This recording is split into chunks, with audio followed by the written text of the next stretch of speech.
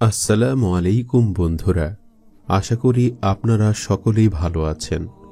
পৃথিবীতে সৃষ্টির সূচনা হয় হযরত আদম আলাইহিসসালামের মাধ্যমে। তিনি হলেন প্রথম মানব এবং সমগ্র মানবজাতির প্রথম নবী। তিনি হলেন সমগ্র জাতির আদি পিতা। আজকের এই ভিডিওতে উপস্থাপন করতে চলেছি হযরত আদম আলাইহিসসালামের সমগ্র জীবনী।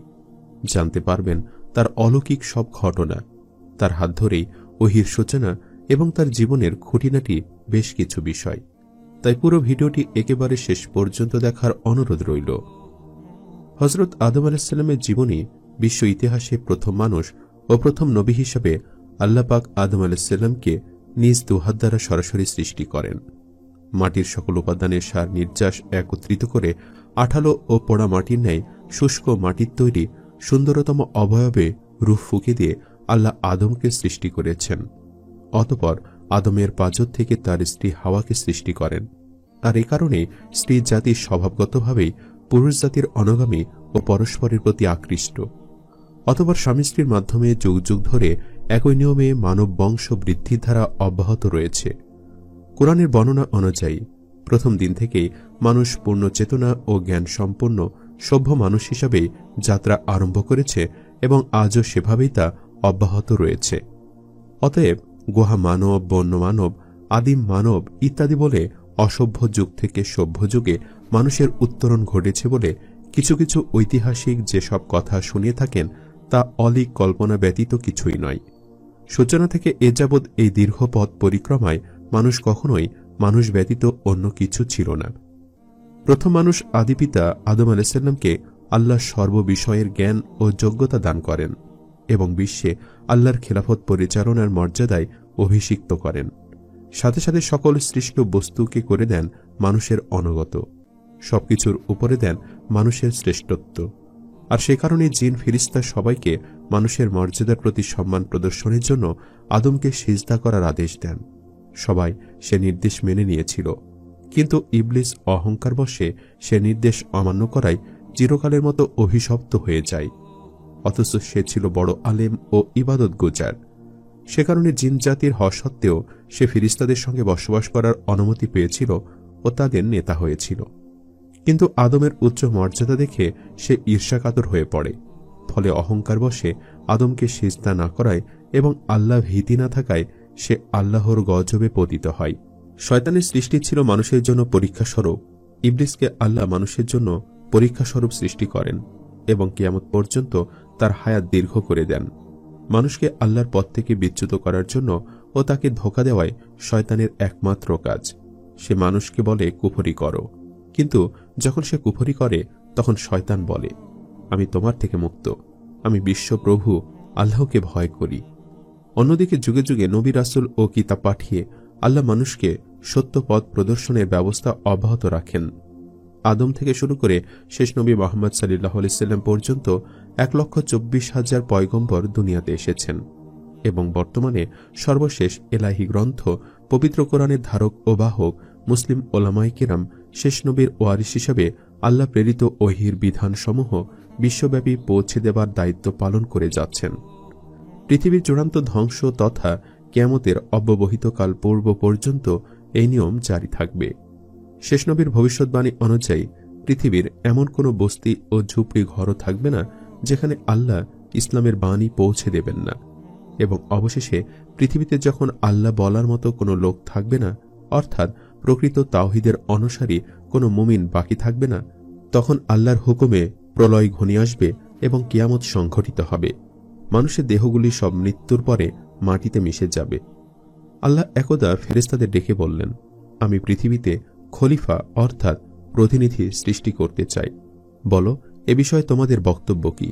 তারা বলল, হে আল্লাহ, আপনি কি পৃথিবীতে এমন কাউকে আবাদ করতে চান যারা গিয়ে সেখানে ফাসাদ সৃষ্টি করবে ও রক্তপাত ঘটাবে? অথচ আমরা সর্বদা আপনার হুকুম পালনে এবং আপনার গুণগান ও পবিত্রতা বর্ণনায় রত আছি। এখানে ফেরেশতাদের উক্ত বক্তব্য আপত্তির জন্য ছিল না, বরং জানার জন্য ছিল। আল্লাহ বললেন, আমি যা জানি তোমরা তা জানো না। সূরা বাকারা আয়াত 30। অর্থাৎ আল্লাহ চান এই পৃথিবীতে এমন একটা সৃষ্টির আবাদ করতে যারা হবে জ্ঞান ও ইচ্ছা শক্তি সম্পন্ন এবং নিজস্ব বিচার বুদ্ধি ও চিন্তা গবেষণা সহকারে স্বেচ্ছায় সজ্ঞানে আল্লাহর বিধানসমূহের আনুগত্য করবে ও তার ইবাদত করবে। ফেরেশতাদের মতো কেবল হুকুম তামিলকারী জাতি নয়। আদমকে সৃষ্টির পর সবকিছুর নাম শিক্ষা দেওয়ার পর শ্রেষ্ঠত্ব প্রমাণের জন্য আল্লাহ তাকে ফেরেশতাদের সম্মুখে পেশ করলেন। কোরআনে কেবল ফেরেশতাদের কথা উল্লেখিত হলেও সেখানে জিনদের সদস্য ইবলিসও উপস্থিত ছিল। অর্থাৎ আল্লাহ চেয়েছিলেন জিন ও ফেরেশতা উভয় সম্প্রদায়ের ওপরে আদমের শ্রেষ্ঠত্ব প্রমাণিত হোক, এবং বাস্তবে সেটাই হল। তবে যেহেতু ফেরেশতাগণ জিনদের চেয়ে শ্রেষ্ঠ ও উচ্চ মর্যাদা সম্পন্ন, সেজন্য কেবল তাদের নাম নেওয়া হয়েছে। আর দুনিয়াতে জিনদের ইতিপূর্বেকার উৎপাত ও অনাচার সম্বন্ধে ফেরেশতারা আগে থেকেই অবহিত ছিল। সে কারণ তারা মানুষ সম্বন্ধেও একইরূপ ধারণা পোষণ করেছিল এবং প্রশ্নের জবাবে নেতিবাচক উত্তর দিয়েছিল। উল্লেখ্য যে আল্লাহ জিন জাতিকে আগেই সৃষ্টি করেন গনগনে আগুন থেকে, কিন্তু তারা অবাধ্যতার চূড়ান্ত করে।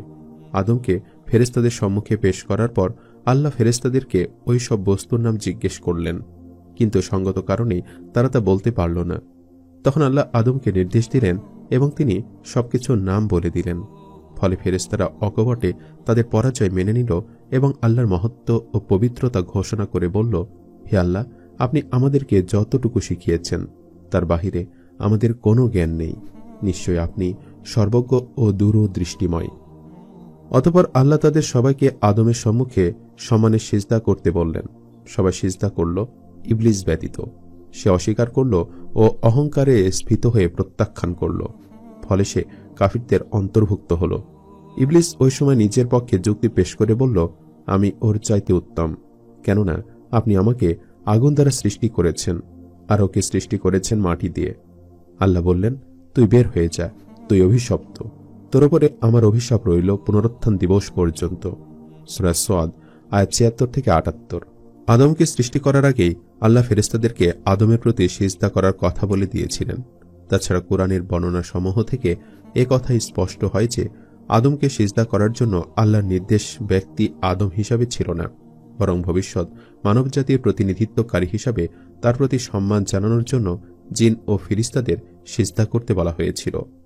এই সিজদা কখনোই আদমের প্রতি ইবাদত পর্যায়ের ছিল না, বরং তা ছিল মানব জাতির প্রতি আনুগত্য প্রদর্শন ও তাদেরকে সকল কাজে সহায়তা করার প্রতিশ্রুতিদানের প্রতীকী ও সম্মানসূচক সিজদা মাত্র।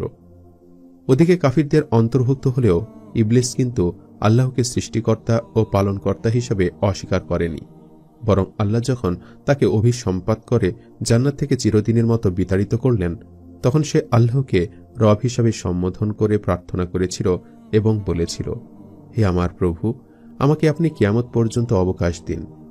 আল্লাহ তার প্রার্থনা মঞ্জুর করলেন। অতঃপর সে বলল, হে আমার পালনকর্তা, আপনি যেমন আমাকে পথভ্রষ্ট করেছেন, আমিও তেমনি তাদের সবাইকে পৃথিবীতে নানারূপ সৌন্দর্যে প্রলুব্ধ করব এবং তাদেরকে পথভ্রষ্ট করে দেব, তবে যারা আপনার একনিষ্ঠ বান্দা তাদের ব্যতীত। আল্লাহ তাকে বললেন, তুমি নেমে যাও এবং এখান থেকে বেরিয়ে যাও, তুমি নিচুতমদের অন্তর্ভুক্ত। এখানে তোমার অহংকার করার অধিকার নেই। ইবলিস জান্নাত থেকে বহিষ্কৃত হলেও মানুষের রগ রেশায় ঢুকে ধোঁকা দেওয়ার ও বিভ্রান্ত করার ক্ষমতা আল্লাহ তাকে দিয়েছিলেন, আর এটা ছিল মানুষের পরীক্ষার জন্য।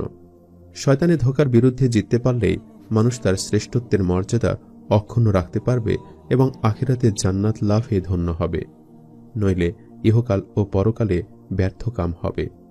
মানুষের প্রতি ফেরেশতাদের সিজদা করা ও ইবলিসের সিজদা না করার মধ্যে ইঙ্গিত রয়েছে এ বিষয়ে যে মানুষ যেন প্রতি পদে পদে শয়তানের ব্যাপারে সতর্ক থাকে এবং আল্লাহর প্রতি আনুগত্যের মাধ্যমে নিজের শ্রেষ্ঠত্বের মর্যাদা অক্ষুণ্ণ রাখে।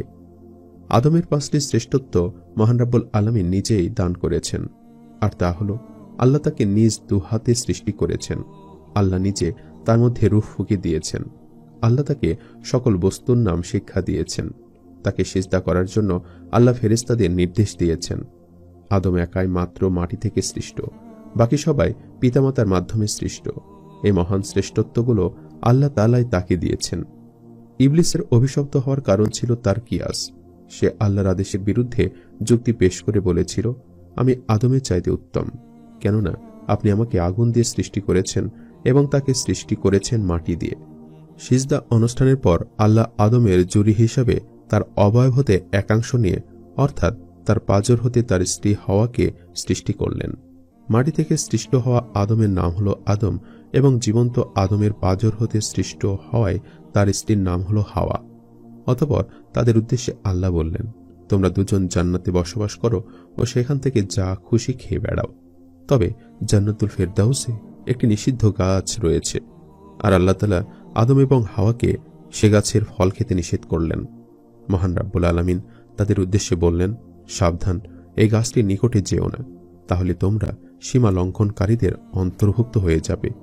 এতে বোঝা যায় যে ফেরেশতাগণের সিজদা কেবল আদমের জন্য ছিল, হাওয়ার জন্য নয়। এদিকে বহিষ্কৃত ইবলিস তার প্রথম শিকার হিসাবে আদম ও হাওয়ার বিরুদ্ধে প্রতারণার জাল নিক্ষেপ করল। সে মতে সে প্রথমে তাদের খুব আপনজন বনে গেল এবং নানা কথায় তাদের ভোলাতে লাগল। এক পর্যায়ে সে বলল, আল্লাহ যে তোমাদেরকে ওই গাছটির নিকটে যেতে নিষেধ করেছেন তার কারণ হলো এই যে তোমরা তাহলে ফেরেশতা হয়ে যাবে, কিন্তু তোমরা এখানে চিরস্থায়ী বাসিন্দা হয়ে যাবে। সে অতঃপর কসম খেয়ে বলল যে আমি অবশ্যই তোমাদের হিতাকাঙ্ক্ষী। এভাবে সে আদম ও হাওয়াকে সম্মত করে ফেলল এবং তার প্রতারণার জালে আটকে গিয়ে তারা উক্ত নিষিদ্ধ বৃক্ষের ফল আস্বাদন করল।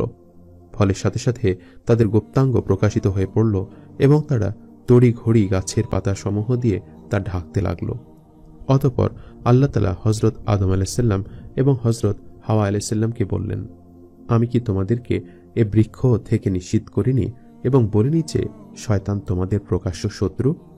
তখন তারা অনুতপ্ত হয়ে বলল, হে আমাদের পালনকর্তা, আমরা নিজেদের উপর জুলুম করেছি। যদি আপনি আমাদের ক্ষমা না করেন তবে অবশ্যই আমরা ক্ষতিগ্রস্তদের অন্তর্ভুক্ত হয়ে যাব। আল্লাহ তখন বললেন, তোমরা জান্নাত থেকে নেমে যাও, তোমরা একে অপরের শত্রু। তোমাদের অবস্থান হবে পৃথিবীতে এবং সেখানেই তোমরা একটি নির্দিষ্ট মেয়াদ পর্যন্ত সম্পদ রাজি ভোগ করবে। তিনি আরো বললেন যে তোমরা পৃথিবীতে জীবন যাপন করবে, সেখানে মৃত্যুবরণ করবে এবং সেখান থেকে তোমরা পুনরুত্থিত হবে। এখানে একটি বিষয় উল্লেখ করা যেতে পারে যে নবীগণ ছিলেন নিষ্পাপ এবং হযরত আদম আলাইহিসসালাম ছিলেন নিঃসন্দেহে নিষ্পাপ। তিনি ইচ্ছাকৃতভাবে কোনো ভুল করেননি, বরং শয়তানের প্ররোচনায় প্রতারিত হয়ে তিনি সাময়িকভাবে নিষিদ্ধ বৃক্ষের নিকটবর্তী হওয়ার নিষেধাজ্ঞার কথাটি ভুলে গিয়েছিলেন, যেমন কোরআন এর জন্য আয়াতে বর্ণিত হয়েছে। অতঃপর আদম ভুলে গেল এবং আমি তার মধ্যে দৃঢ়তা পাইনি। সূরা তহা আয়াত 115। তাছাড়া উক্ত ঘটনার সময় তিনি নবী হননি, বরং পদস্থলনের ঘটনার পরে আল্লাহ তাকে নবী মনোনীত করে দুনিয়ায় পাঠান ও হেদায়েত প্রদান করেন। আল্লাহ বলেন, পবিত্র কোরআনে বলেন, স্মরণ করো সেই সময়ের কথা যখন তোমার প্রভু ফেরেশতাদের বললেন, আমি মিশ্রিত পচা কাদার শুকনো মাটি দিয়ে মানুষ সৃষ্টি করব। অথবা যখন আমি তার অবয়ব পূর্ণভাবে তৈরি করে ফেলব ও তাতে আমি আমার রূহ ফুঁকে দেব, তখন তোমরা তার প্রতি সিজদায় পড়ে যাবে। সূরা আল হিজর আয়াত 28-29। তিনি আরো বলেন, তিনিই সে সত্তা যিনি তোমাদেরকে মাতৃগর্ভে আকার আকৃতি দান করেছেন যেমন তিনি চেয়েছেন। তিনি ব্যতীত কোনো উপাস্য নেই। তিনি মহাপরাক্রান্ত ও মহাবিজ্ঞানী। আলে ইমরান আয়াত 6। মহান রব্বুল আলামিন আরো বলেন, তিনি তোমাদেরকে তোমাদের মাতৃগর্ভে সৃষ্টি করেন একের পর এক স্তরে তিনটি অন্ধকারাচ্ছন্ন আবরণের মধ্যে। সূরা জুমার আয়াত 6। তিনটি আবরণ হল পেট, রেহেম বা জরায়ু এবং জরায়ুর ফুল বা গর্ভাধার। সেই আয়াতগুলিতে আদম সৃষ্টির তিনটি পর্যায় বর্ণনা করা হয়েছে। প্রথমে মাটি দ্বারা অবয়ব নির্মাণ, অতঃপর তার আকার আকৃতি গঠন ও অঙ্গ প্রত্যঙ্গ সমূহে শক্তির আনুপাতিক হার নির্ধারণ ও পরস্পরের মধ্যে সামঞ্জস্য বিধান, এবং সবশেষে তাতে রূহ সঞ্চার করে আদমকে অস্তিত্ব দান। অতঃপর আদমের অবয়ব পাঁজর থেকে কিছু অংশ নিয়ে তার জোড়া বা স্ত্রী সৃষ্টি করা। সৃষ্টির সূচনা পর্বের এই কাজগুলি আল্লাহ সরাসরি নিজ হাতে করেছেন। অতঃপর এই পুরুষ ও নারীর স্বামী হিসাবে বসবাস করে প্রথম যে সন্তান যমজ সন্তান জন্ম দেয়, তারাই হল মানুষের মাধ্যমে সৃষ্ট পৃথিবীর প্রথম মানব যুগল। তারপর থেকে এ যাবৎ স্বামী স্ত্রীর মিলনে মানুষের বংশবৃদ্ধি অব্যাহত রয়েছে। শুধু মানুষ নয়, উদ্ভিদরাজি, জীবজন্তু ও প্রাণীগুলির সৃষ্টি হয়েছে মাটি থেকে, আর মাটি সৃষ্টি হয়েছে পানি থেকে। পানি হল সকল জীবন্ত বস্তুর মূল। প্রথম পর্যায়ে মাটি থেকে সরাসরি আদমকে, অতঃপর আদম থেকে তার স্ত্রী হাওয়াকে সৃষ্টি করার পরবর্তী পর্যায়ে আল্লাহ আদম সন্তানদের মাধ্যমে বনু আদমের বংশবৃদ্ধির ব্যবস্থা করেছেন। পৃথিবীর প্রথম মানব এবং প্রথম নবী হজরত আদম আলাইসাল্লাম ও তার সঙ্গিনী হজরত হাওয়া আলাইসাল্লামকে আসমানে অবস্থিত জান্নাত থেকে নামিয়ে দুনিয়ায় কোথায় রাখা হয়েছিল সে বিষয়ে মতভেদ রয়েছে। যেমন বলা হয়েছে, আদমকে শরণদ্বীপ বা শ্রীলঙ্কাতে ও হাওয়াকে জেদ্দায় অর্থাৎ সৌদি আরব এবং ইবলিসকে বসরায় অর্থাৎ ইরাক ও ইবলাসের জান্নাতে ঢোকার কথিত বাহন সাপকে ইস্পাহানে নামিয়ে দেওয়া হয়েছিল। কে বলেছেন আদমকে মক্কার সাফা পাহাড়ে এবং হাওয়াকে মারোয়া পাহাড়ে নামানো হয়েছিল।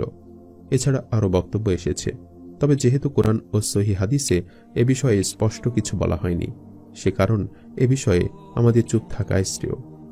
আহাদে আলাস্তত্বের বিবরণ। মুসলিম ইবনে ইয়াস রাদিয়াল্লাহু তাআলা আনহু বলেন, কিছু লোক হযরত ওমর ফারুক রাদিয়াল্লাহু তাআলা আনহুর নিকটে সূরা আরাফের 172 আয়াতের মর্ম জানতে চাইলে তিনি বলেন, এ বিষয়ে রাসূলুল্লাহ সাল্লাল্লাহু আলাইহি সাল্লামকে প্রশ্ন করা হলে তাকে আমি বলতে শুনেছি যে আল্লাহ তাআলা আদম আলাইহিস সালামকে সৃষ্টি করেন, অতঃপর নিজের ডান হাত তার পিঠে ঝুলিয়ে দিলেন। তখন তার ঔরসে যত সৎ মানুষ জন্মাবার ছিল তারা সব বেরিয়ে এলো। আল্লাহ বললেন, এদেরকে আমি জান্নাতের জন্য সৃষ্টি করেছি এবং এরা দুনিয়াতে জান্নাতেরই কাজ করবে। অতঃপর তিনি পুনরায় তার পিঠে হাত বোলালেন। তখন সেখান থেকে একদল সন্তান বের করে আনলেন এবং বললেন, এদেরকে আমি জাহান্নামের জন্য সৃষ্টি করেছি, এরা দুনিয়াতে জাহান্নামের কাজই করবে। এ কথা শুনে জনৈক সাহাবী প্রশ্ন করলেন, হে আল্লাহর রাসূল, তাহলে তার আমল করানোর উদ্দেশ্য কি? রাসূলুল্লাহ সাল্লাল্লাহু আলাইহি সাল্লাম বললেন, যখন আল্লাহ কাউকে জান্নাতের জন্য সৃষ্টি করেন তখন তিনি তাকে দিয়ে জান্নাতের কাজই করিয়ে নেন, এমনকি তার মৃত্যু অনুরূপ কাজের মধ্যে হয়ে থাকে। অতঃপর আল্লাহ তাকে জান্নাতে প্রবেশ করান। পক্ষান্তরে যখন তিনি কাউকে জাহান্নামের জন্য সৃষ্টি করেন তখন তাকে দিয়ে জাহান্নামের কাজই করিয়ে নেন, এমনকি তার মৃত্যু অনুরূপ কাজের মধ্যে হয়ে থাকে। অতঃপর আল্লাহ তাকে জাহান্নামে প্রবেশ করান। আবু দারদা রাদিয়াল্লাহু তাআলা আনহু হতে বর্ণিত হয়েছে যে রাসূলুল্লাহ সাল্লাল্লাহু আলাইহি সাল্লাম বলেন, ডান মুষ্টির লোকগুলো ছিল সুন্দর চকচকে ক্ষুদ্র পিপীলিকা দলের ন্যায়, আর বাম মুষ্টির ক্ষুদ্র লোকগুলো ছিল কালো কয়লার ন্যায়। আদম যেহেতু বনু আদমের মূল এবং আদিপিতা, সেহেতু তার পৃষ্ঠদেশ বলা আর বনু আদমের পৃষ্ঠদেশ বলা একই কথা। তাছাড়া আদমের দেহের প্রতিটি লোমকূপ থেকে অসংখ্য বনু আদমকে বের করে এনে উপস্থিত করানো আল্লাহর জন্য বিচিত্র কিছুই নয়। মানুষ যেহেতু তার ভাগ্য সম্পর্কে জানে না, সেহেতু তাকে সর্বদা জান্নাত লাভের আশায় উক্ত পথেই কাজ করে যেতে হবে। সাধ্যমতো চেষ্টা সত্ত্বেও ব্যর্থ হলে বুঝতে হবে যে ওটাই তার তকদিরের লিখন ছিল। বান্দাকে ভালো ও মন্দ দুটি করারই স্বাধীন এখতিয়ার দেওয়া হয়েছে, আর এই ইচ্ছাশক্তি প্রয়োগের স্বাধীনতার কারণে বনু আদম আল্লাহর সেরা সৃষ্টির মর্যাদায় অভিষিক্ত হয়েছে, আর এ কারণেই তাকে তার ভালো ও মন্দ কাজের পরিণতি ভোগ করতে হয়। এখানে আদমের ঔরস বলতে আদম ও তার ভবিষ্যৎ সন্তানদের ঔরস বোঝানো হয়েছে। এখানে বংশধর বলতে তাদের অশরীরে আত্মাকে বোঝানো হয়নি, বরং আত্মা ও দেহের সমন্বয়ে জ্ঞান ও চেতনা সম্পন্ন ক্ষুদ্র অবয়ব সমূহকে বোঝানো হয়েছে, যাদের কাছ থেকে সেদিন স্বজ্ঞানে তাদের প্রতিজ্ঞা ও প্রতিশ্রুতি নেওয়া হয়েছিল। আর এটা আল্লাহর জন্য খুবই সহজ। আজকের বিজ্ঞান একটা ক্ষুদ্রাতি ক্ষুদ্র অণুর ভেতরে গোটা সৌরমণ্ডলীয় ব্যবস্থা সম্পর্কে পরীক্ষা নিরীক্ষা চালাচ্ছে। চলচ্চিত্রের মাধ্যমে একটি বিরাটাকায় বস্তুকে একটি ছোট্ট বিন্দুর আয়তনে দেখানো হচ্ছে। কাজে আল্লাহ তাআলা যদি উক্ত অঙ্গীকার অনুষ্ঠানে সকল আদম সন্তানকে জ্ঞান বুদ্ধি সম্পন্ন করে ক্ষুদ্রাতি ক্ষুদ্র দেহে অণুবিন্দুতে অস্তিত্ব দান করে থাকেন, তবে তাদের আশ্চর্য হবার কিছু নেই।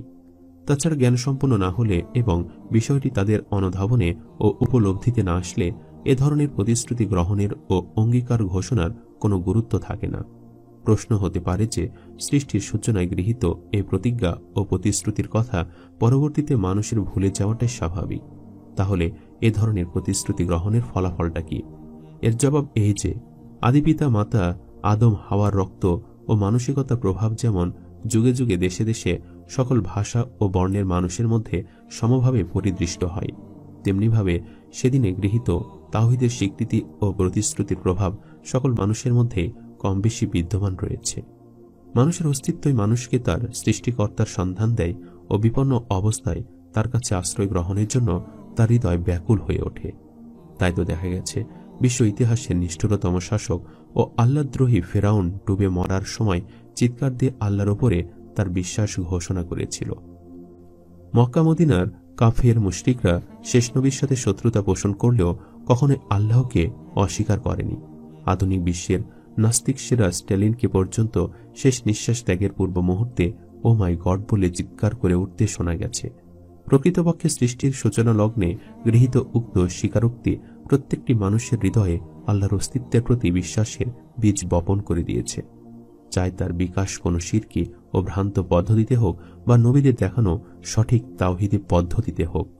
এ কথাটাই হাদিসে এসেছে এভাবে যে প্রত্যেক মানব শিশুই ফিতরাতের ওপরে জন্মগ্রহণ করে, অতঃপর তার পিতামাতা তাকে ইহুদি নাসারা বা মজুসি বানায়। এখানে ফিতরাত অর্থ স্বভাব ধর্ম ইসলাম, অর্থাৎ মানব শিশু কোনো শিরকি ও কুফরি চেতনা নিয়ে জন্মগ্রহণ করে না, বরং আল্লাহকে চেনা ও তার প্রতি আনুগত্য ও আত্মসমর্পণের চেতনা ও যোগ্যতা নিয়ে জন্মগ্রহণ করে। এর ফলে নবীদের প্রদত্ত তাওহীদের শিক্ষাকে সে অত্যন্ত সহজে ও সাগ্রহে বরণ করে নেয়। কেননা শুধু জন্মগত চেতনার কারণেই কেউ মুসলমান হতে পারে না, যতক্ষণ না সে নবীর মাধ্যমে প্রেরিত দ্বীন স্বজ্ঞানে স্বেচ্ছায় কবুল করে। প্রত্যেক মানব শিশু স্বভাবধর্ম ইসলামের ওপরে জন্মগ্রহণ করে এবং নিজ সৃষ্টিকর্তাকে চেনার ও তাকে মেনে চলার অনুভূতি ও যোগ্যতা নিয়ে সৃষ্টি হয়। যদিও পিতামাতা ও পরিবেশের কারণে কিংবা শয়তানের ওয়াসওয়াসায় পরবর্তীতে অনেকে বিভ্রান্ত হয়।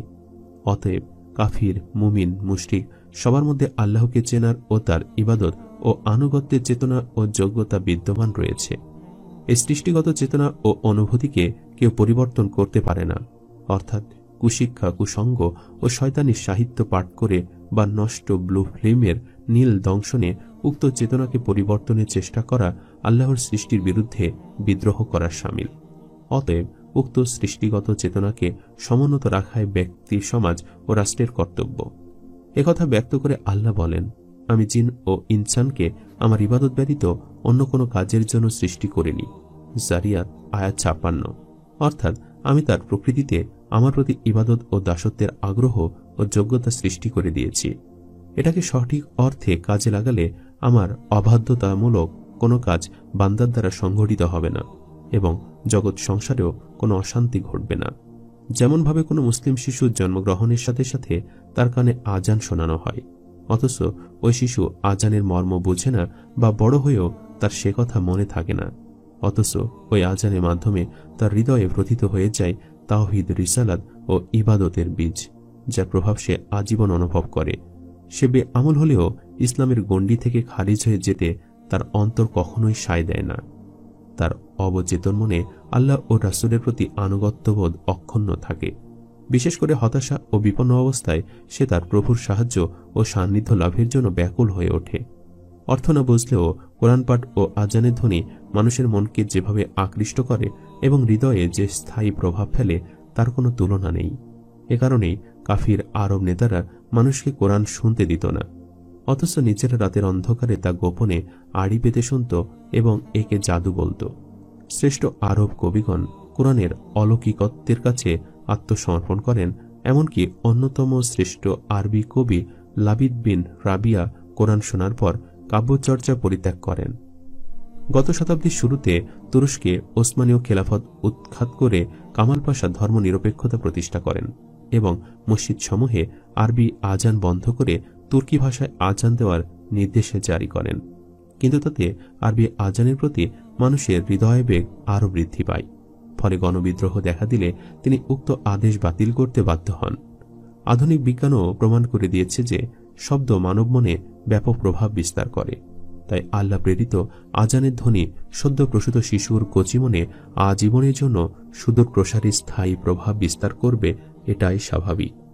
অতএব সৃষ্টি সূচনাকালের গৃহীত আহাদে আলাস্তু বা আল্লাহর প্রতি ইবাদত ও আনুগত্যের প্রতিজ্ঞা ও প্রতিশ্রুতি মানব মনে জীবনব্যাপী স্থায়ী প্রভাব বিস্তার করে থাকে, যার কথা বারবার বান্দাকে স্মরণ করিয়ে দিতে হয় এবং যার বিরোধিতা করা আত্মপ্রবঞ্চনা করার শামিল।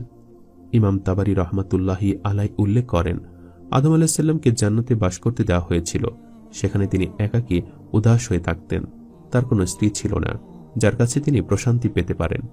একবার তিনি ঘুমালেন এবং ঘুম থেকে উঠে দেখলেন তার মাথার কাছে একজন নারী বসে আছেন। আল্লাহ সে নারীকে তার পাঁজরের হাড় দিয়ে সৃষ্টি করেছেন। আদম আলাইহিসসালাম জানতে চাইলেন, তুমি কে? তিনি বলেন, আমি নারী। আদম আলাইহিসসালাম বলেন, তোমাকে কেন সৃষ্টি করা হয়েছে? হাওয়া আলাইহিসসালাম বলেন, যেন আপনি আমার কাছে প্রশান্তি লাভ করেন। কোরআন ও হাদিসের বর্ণনা থেকে স্পষ্ট হয় যে আদম ও হাওয়া আলাইহিসসালাম জান্নাতে কোনো সন্তান লাভ করেননি। পৃথিবীতে আগমনের পর তারা সন্তান লাভ করেন। এজন্য পবিত্র কোরআনে শুধু তাদের দুজনকে লক্ষ্য করে বলা হয়েছে। আমি বললাম, হে আদম, তুমিও তোমার স্ত্রী জান্নাতে বসবাস করো এবং যেখানে ইচ্ছা স্বচ্ছন্দে আহার করো, কিন্তু তোমরা দুজন এই গাছের নিকটবর্তী হইও না, অন্যথায় তোমরা অন্যায়কারীদের অন্তর্ভুক্ত হবে। কিন্তু শয়তান তা থেকে তাদের দুজনের পদস্খলন ঘটালো এবং তারা দুজন যেখানে ছিল সেখান থেকে তাদের বহিষ্কৃত করল। সূরা বাকারা আয়াত 35-36। হাদিসে এসেছে, জান্নাতে আদম আলাইহিসসালাম তার স্ত্রীর সঙ্গে সহবাস করেননি। পৃথিবীতে আসার পর জিবরাইল আলাইহিসসালাম আল্লাহর পক্ষ থেকে সহবাসের নির্দেশ নিয়ে আসেন এবং পদ্ধতি শিখিয়ে দেন। হাওয়া আলাইহিসসালামের গর্ভধারণ বিষয়ে ইরশাদ হয়েছে, অতঃপর যখন সে তার সঙ্গে সঙ্গত হয় তখন সে এক লঘু গর্ভধারণ করে এবং তা নিয়ে সে অনায়াসে চলাফেরা করে। গর্ভ যখন গুরুভার হয় তখন তারা উভয়ে তাদের রব আল্লাহর কাছে প্রার্থনা করে, যদি আপনি আমাদের এক পূর্ণাঙ্গ সন্তান দেন তাহলে আমরা কৃতজ্ঞ থাকবই। সূরা আরাফ আয়াত 189। আদম ও হাওয়া আলাইহিসসালাম দম্পতির কতজন সন্তান ছিল সে বিষয়ে কোরআন ও হাদিসে সুনির্দিষ্ট কোনো সংখ্যা পাওয়া যায় না। তবে ঐতিহাসিকদের বর্ণনায় দুটি মত প্রাধান্য পেয়েছে। তা হল, 1, ইমাম আবু জাফর মোহাম্মদ ইবনে জারি রহমতুল্লাহি আলাই বলেন, হাওয়া আলাইহিসসালাম 20 বার গর্ভধারণ করেন এবং 40টি সন্তান প্রসব করেন। প্রত্যেকবার একটি ছেলে ও একটি মেয়ে জন্মগ্রহণ করত। সন্তানদের মধ্যে প্রথম জোড়ায় ছিল কাবিল ও তার বোন ইকলিমা, আর শেষ জোড়ায় ছিল আব্দুল মুগিস ও তার বোন উম্মুল মুগিস। কোন কোন ঐতিহাসিক বলেন, হাওয়া আলাইহিসসালাম 120 বার গর্ভধারণ করেন এবং প্রতিবার 2টি সন্তান, একটি ছেলে ও একটি মেয়ে প্রসব করেন। ঐতিহাসিকদের দাবি, আদম আলাইহিসসালামের জীবদ্দশায় তার সন্তান ও পরিবারের সদস্য সংখ্যা 4 লাখে উন্নীত হয়। আদম আলাইহিসসালামের বহু সংখ্যক সন্তান থাকলেও তাদের মধ্যে শুধু 3 জনের নাম কোরআন ও হাদিসে এসেছে, হাবিল, কাবিল ও শীশ আলাইহিসসালাম। কোরআনে কাবিল কর্তৃক হাবিল নিহত হওয়ার বিবরণে বলা হয়েছে, আদমের 2 পুত্রের বৃত্তান্ত তুমি তাদের যথাযথভাবে শোনাও। যখন তারা উভয়ে কোরবানি করেছিল তখন একজনের কোরবানি কবুল হলো এবং অন্যজনের কবুল হলো না। সে বলল, আমি তোমাকে হত্যা করবই। অন্যজন বলল, অবশ্যই আল্লাহ মুত্তাকিদের কোরবানি কবুল করেন। সূরা মায়েদা আয়াত 27।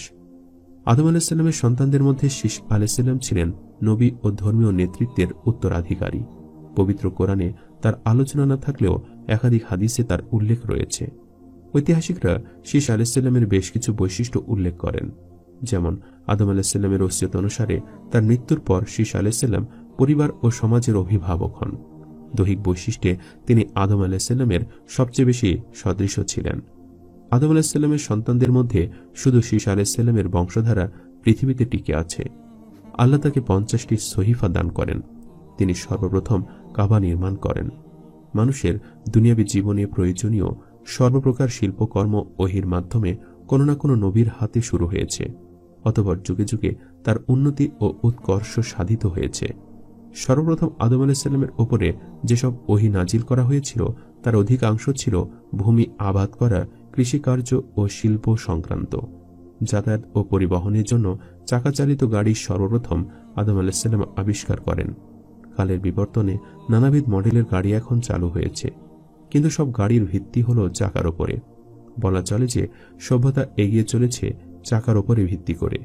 অতএব যিনি প্রথম এটা চালু করেন তিনি বড় আবিষ্কারক, আর তিনি ছিলেন আমাদের আদি পিতা, প্রথম মানুষ ও প্রথম নবী হযরত আদম আলাইহিসসালাম, যা তিনি ওহির মাধ্যমে প্রাপ্ত হয়েছিলেন। আদমের যুগে পৃথিবীর প্রথম কৃষি পণ্য ছিল 3 ফল। ফিলিস্তিন ভূখণ্ড থেকে সম্প্রতি প্রাপ্ত সে যুগের একটি আস্ত 3 ফলের শুষ্ক ফসিল পরীক্ষা করে একথা প্রমাণিত হয়েছে। পবিত্র কোরআনে আল্লাহ 3 ফলের শপথ করেছেন। আল্লাহ আমাদের আদি পিতার ওপরে শান্তি বর্ষণ করুন, আমিন। আল্লাহ বলেন, আমি ওদেরকে অর্থাৎ আহলে কিতাবদেরকে আদম পুত্রদ্বয়ের যথার্থ কাহিনী শুনিয়ে দিন। যখন তারা উভয়ে কুরবানি পেশ করল, অথবা তাদের একজনের কুরবানি কবুল হল, কিন্তু অপরজনের কুরবানি কবুল হল না, তখন একজন বলল, আমি অবশ্যই তোমাকে হত্যা করব। জবাবে অপরজন বলল, আল্লাহ কেবলমাত্র আল্লাহ ভীরুদের থেকেই কবুল করেন। সূরা মায়েদা আয়াত 27। যদি তুমি আমাকে হত্যার উদ্দেশ্যে হাত বাড়াও, আমি তোমাকে হত্যার উদ্দেশ্যে হাত বাড়াবো না। আমি বিশ্বপ্রভু আল্লাহকে ভয় করি। আমি মনে করি এর ফলে তুমি আমাকে হত্যার পাপ ও তোমার অন্যান্য পাপ সমূহের বোঝা নিয়ে জাহান্নামবাসী হবে, আর সেটাই হল অত্যাচারীদের কর্মফল। অতঃপর তার মন থেকে ভাতৃহত্যায় পরিচিত করল এবং সে তাকে হত্যা করল, ফলে সে ক্ষতিগ্রস্তদের অন্তর্ভুক্ত হল। অতঃপর আল্লাহ একটি কাক পাঠালেন। সে মাটি খনন করতে লাগলো, এটা দেখানোর জন্য যে কিভাবে সে তার ভাইয়ের মৃতদেহ দাফন করবে। সে বলল, হায়, আমি কি এই কাকটির মতো হতে পারলাম না, যাতে আমি আমার ভাইয়ের মৃতদেহ দাফন করতে পারি। অতঃপর সে অনুতপ্ত হল। সূরা মায়েদা আয়াত 27 থেকে 31। আদম পুত্রদ্বয়ের নাম ছিল কাবিল ও হাবিল। কাবিল ছিল আদমের প্রথম সন্তান ও সবার বড়, এবং হাবিল ছিল তার ছোট। দুভাই আল্লাহর নামে কোরবানি করেছিল, কিন্তু আল্লাহ একজনের কোরবানি কবুল করেন, অন্যজনেরটা করেননি। তাতে ক্ষেপে গিয়ে একজন অন্যজনকে হত্যা করে, যার কোরবানি কবুল হয়েছিল। উল্লেখ্য যে সে যুগে কোরবানি কবুল হওয়ার নিদর্শন ছিল এই যে আসমান থেকে একটি আগুন এসে কোরবানি নিয়ে অন্তর্নিত হয়ে যেত।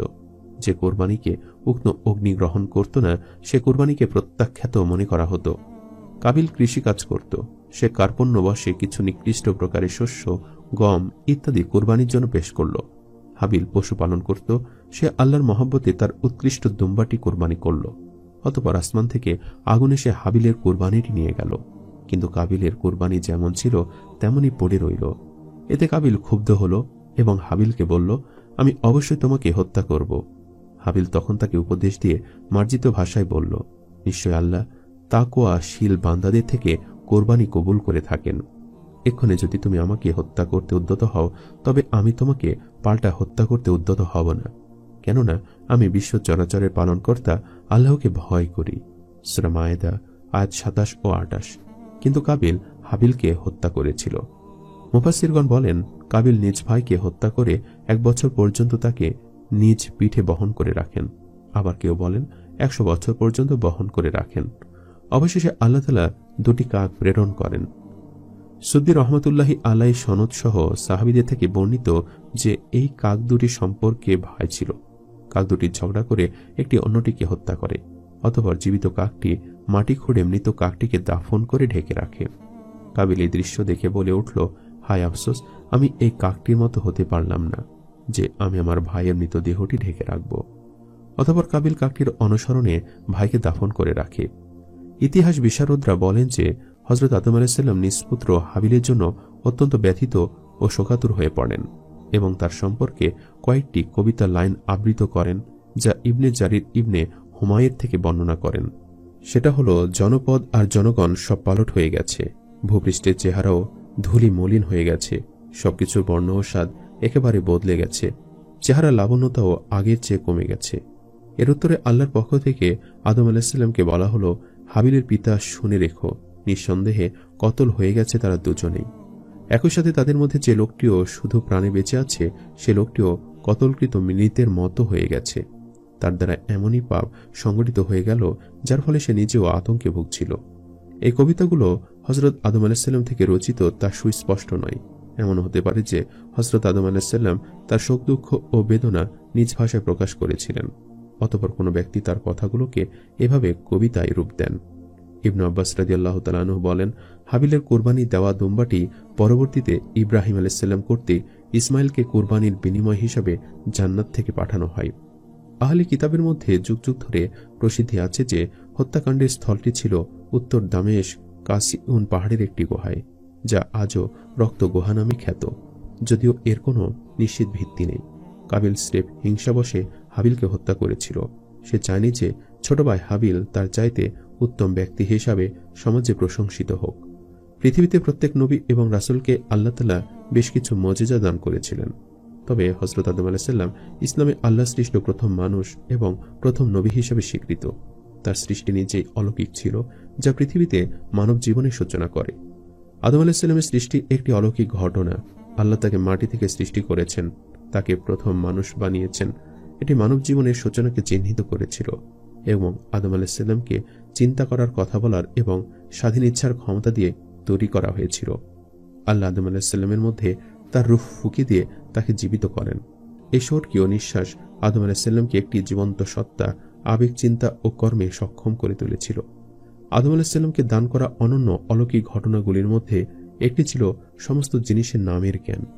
আল্লাহ আদম আলাইহিসসালামকে সবকিছুর নাম, প্রকৃতি ও গুণাবলী শিখিয়েছিলেন, যা ফেরেশতারাও জানত না। আদম আলাইহিসসালাম তার স্ত্রী হাওয়াকে প্রাথমিকভাবে জান্নাতে রাখা হয়েছিল। স্বর্গে বাস করা তাদের অস্তিত্বের একটি আশীর্বাদ এবং একটি উল্লেখযোগ্য দিক ছিল, যা ঐশ্বরিক সৌন্দর্য এবং প্রাচুর্য দ্বারা পরিবেষ্টিত ছিল। আদম আলাইহিসসালাম এবং হাওয়া আলাইহিসসালাম নিষিদ্ধ গাছ থেকে খাওয়ার পরে তারা আল্লাহর ঐশ্বরিক পরিকল্পনার অংশ হিসাবে পৃথিবীতে অবতীর্ণ হয়েছিল। আদম আলাইহিসসালামের আন্তরিকভাবে অনুতপ্ত হওয়ার ক্ষমতা এবং আল্লাহর পরবর্তী ক্ষমা তার জীবনের একটি উল্লেখযোগ্য দিক, যা মানবতাকে অনুতাপ ও করুণার শিক্ষা দেয়। আদম আলাইহিসসালামের আরেকটি অলৌকিক দিক হল তিনি সমগ্র মানব জাতির পিতা। সমস্ত মানুষই তার বংশধর। আদম আলাইহিসসালামকেও নবুয়ত দান করা হয়েছিল। তিনি তার বংশধরদের পথ প্রদর্শন করেছিলেন এবং তাদেরকে আল্লাহ, উপাসনা, নৈতিকতা এবং জীবন সম্পর্কে শিক্ষা দিয়েছিলেন। প্রথম নবী হিসাবে তার ভূমিকা সমগ্র মানবতার জন্য পথপ্রদর্শক।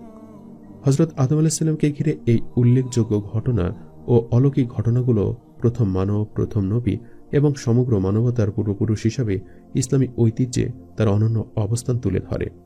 হযরত আদম আলাইহিসসালাম যখন পৃথিবীতে এসেছিলেন তখন তিনি খুবই পরিশ্রম করেছিলেন। পৃথিবীর প্রথম মানব হিসাবে পৃথিবীর পরিবেশের সাথে খাপ খাইয়ে নেওয়া মোটেও সহজ কাজ নয়। তিনি ফসল ফলাতে শিখেছিলেন আল্লাহর সাহায্যে। পৃথিবীতে প্রত্যেকটা দিন তিনি লড়াই করে বেঁচেছেন। ধীরে ধীরে বংশবিস্তার লাভ করেছেন। তারপর যখন ওহী নাজিল হয় তখন তিনি তার সেই ওহীগুলো সন্তানদেরকে জানিয়েছিলেন। এক খোদার উপর বিশ্বাস স্থাপন অর্থাৎ একত্ববাদ কি সে সম্পর্কে তিনি তার সন্তানদেরকে জানিয়েছিলেন। এক রেওয়াতে তাকে নিয়ে একটি ঘটনা বর্ণিত আছে। ঘটনাটি এমন যে আল্লাহ তাআলা যখন হযরত আদম আলাইহিসসালাম যখন এই দুনিয়াতে প্রেরণ করেছিলেন তখন তার সঙ্গে আল্লাহ তাআলা একজন ফেরেশতাও প্রেরণ করেছিলেন। জান্নাতে তিনি নূরের কাপড় পরিধান করে থাকতেন। তিনি জান্নাতের 4 ধরনের গাছের পাতা পরিধান করেছিলেন, কিন্তু তিনি যখন সে পাতাগুলো এই পৃথিবীতে এনেছিলেন তখন সেগুলো থেকে পরবর্তীতে সুগন্ধি গাছ তৈরি হয়েছিল। আল্লাহ তাআলা তাকে 7টি গমের দানা দিয়েছিলেন এবং যেগুলোকে তিনি নিজের সঙ্গে জান্নাত থেকে নিয়ে এসেছিলেন। আল্লাহ তাআলা বললেন, হে আদম, পৃথিবীতে এগুলি তোমার খাদ্য হবে। যে ফেরেশতারা হযরত আদম আলাইহিসসালামের সঙ্গে জান্নাতে এসেছিল সে হযরত হাওয়া আলাইহিসসালাম জান্নাত থেকে রুই এনেছিল, আর সঙ্গে একটা চরকাও ছিল, আর বলল, এগুলি দিয়ে তোমাদের জন্য কাপড় তৈরি করো। আর সেই ফেরেশতাই তাকে এই কাজের পদ্ধতি বলে দিলেন। এক রেওয়াতে পাওয়া যায় যে যখন হযরত আদম আলাইহিসসালাম এই পৃথিবীতে আসলেন তখন এই পৃথিবীর গরম তিনি সহ্য করতে পারলেন না, এমনকি খুব ক্লান্ত হয়ে পড়লেন। এমনকি তার চেহারা মোবারক লাল হয়ে গেল। কিছুদিন পর তিনি খিদা অনুভব করলেন, তাই তিনি সেই গমগুলিকে খেতে চাইলেন। হঠাৎ হযরত জিবরাইল আলাইহিস সালাম হাজির হলেন, আর এর থেকে তার ওহী নিয়ে আসার সিলসিলা শুরু হয়ে গেল। এটাও ছিল তার জীবনের এক অদ্ভুত অলৌকিক ঘটনা, যা আল্লাহর পক্ষ থেকে হয়েছিল। হযরত জিবরাইল আলাইহিস সালাম আল্লাহ তাআলার পয়গাম নিয়ে হাজির হলেন যে আপনি এই গমগুলিকে খাবেন না, বরং এই গমগুলোকে মাটিতে চাষ করবেন, তারপরে হাল চালাবেন। যখন এগুলো পেকে তৈরি হয়ে যাবে তারপরে আপনি এগুলিকে খাবেন। তার সঙ্গে একটি গরুও ছিল, যেটি তিনি জান্নাত থেকে নিয়ে এসেছিলেন। সে ফেরেশতা তাকে জমিতে বীজ রোপণ করা এবং হাল চলার পদ্ধতি শিখিয়ে দিলেন। সুতরাং হযরত আদম আলাইহিস সালাম আল্লাহ তাআলার হুকুম মানার জন্য প্রস্তুত হয়ে গেলেন। তার জমিতে হাল চালাতে শুরু করলেন। তখন প্রচণ্ড গরম ছিল, তাই তিনি গরমে ঘেমে গেলেন। অন্যদিকে সে গরুটি অনেক ক্লান্ত হয়ে পড়েছিল, আর সে হাল টানতে টানতে হাল টানা বন্ধ করে দিল। হযরত আদম আলাইহিস সালাম তার রশিটি টানলেন যাতে করে গরুটি আবারও হাল টানতে শুরু করে, কিন্তু গরুটি খুব আস্তে আস্তে চলছিল। এটি দেখে তিনি প্রচণ্ডভাবে রেগে গেলেন, আর তিনি রেগে তার উপর একটি লাঠি মেরে দিলেন। তখন সেই গরুটি বলতে লাগলো, কেননা সেই সময় জীবজন্তু কথা বলতো। তাই সেই গরুটি আকাশের দিকে মুখ তুলল আর বলতে লাগলো, হে আল্লাহ, হযরত আদম আলাইহিস সালাম জান্নাত থেকে বের করে দেওয়ার জন্য রেগে আছেন, কিন্তু তিনি আমার উপর রাগ দেখাচ্ছেন কেন? আমি তো ক্লান্ত হয়ে থেমেছি। এটা শোনার পরে হযরত আদম আলাইহিস সালামের মন খারাপ হয়ে গেল, আর হাল ছেড়ে দিয়ে অন্যদিকে বসে কান্না করতে লাগলেন। তৎক্ষণাৎ হযরত জিবরাইল আলাইহিস সালাম হাজির হলেন আর তাকে সান্ত্বনা দিয়ে বললেন, আপনি চিন্তা করবেন না, আপনি মন দিয়ে কাজ করুন। হযরত আদম আলাইহিস সালাম একবার আবারও হাল চালাতে শুরু করলেন, কিন্তু এবারও তেমনই ঘটল, আর তিনি গরুর অভিযোগের জন্য হাল চলা বন্ধ করে দিলেন। আবারও হযরত জিবরাইল আলাইহিস সালাম হাজির হলেন এবং আরও একবার আদম আলাইসাল্লামকে হাল চাষের জন্য উৎসাহিত করলেন। কিছুক্ষণ পর আবারও তেমনটাই ঘটল। আবারও একবার হজরত জিবরাইল আলাইসাল্লাম হাজির হলেন, কিন্তু এবার হজরত আদম আলাইসাল্লামকে হাল জানার জন্য বারণ করে দিলেন, আর অসন্তুষ্টির কথা প্রকাশ করলেন যে এই গরুটি আবার অভিযোগ করছে। এরপর হজরত জিবরাইল আলাইসাল্লাম আল্লাহ তাআলার হুকুমে সে গরুটির আওয়াজটি নিয়ে নিলেন, আর কিয়ামত পর্যন্ত পশুদেরকে কথা বলা থেকে বঞ্চিত করে দিলেন। আর হুকুম হলো যে আদম এই পশুদের উপর অতিরিক্ত বোঝা দেবে না, তাদের অতিরিক্তভাবে কাজ করাবেন না, আর যদি তুমি এদেরকে কষ্ট দাও তাহলে গুনাহের অধিকারী হবে।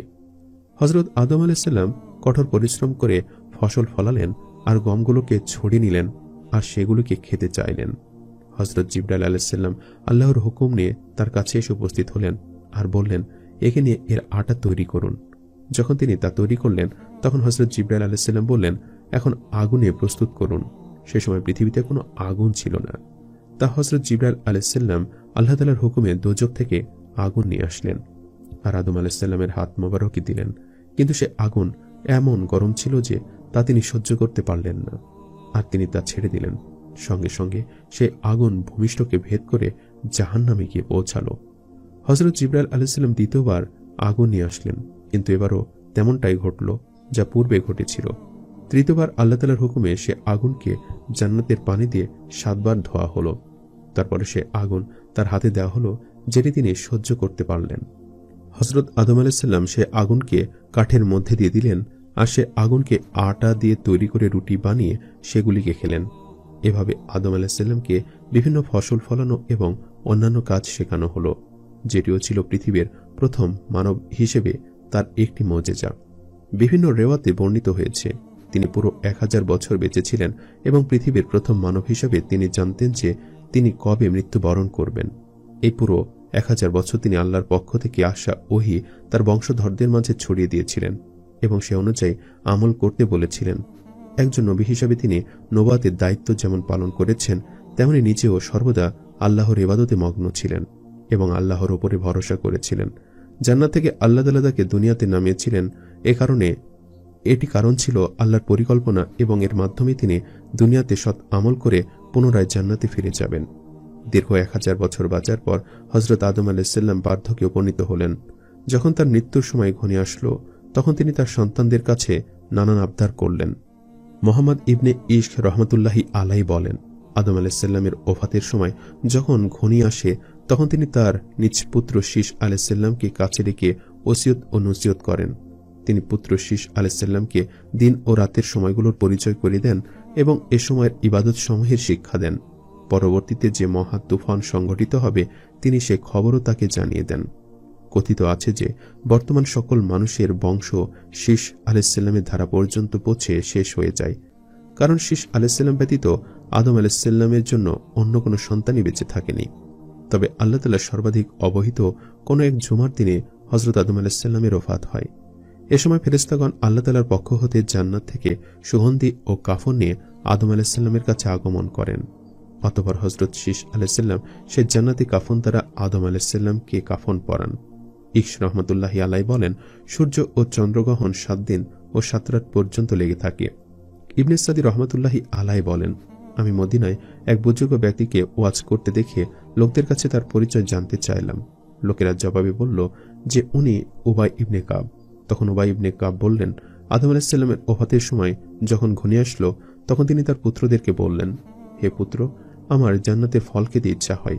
পুত্ররা ফলের সন্ধানে বেরিয়ে পড়লেন, ফলে তাদের সাথে ফেরেশতাদের সাক্ষাৎ হয়, যাদের সাথে জান্নাতি কাফন, সুগন্ধি ও কবর খননের হাতিয়ার, কোরাল, বেলচা, টুকরি ইত্যাদি ছিল।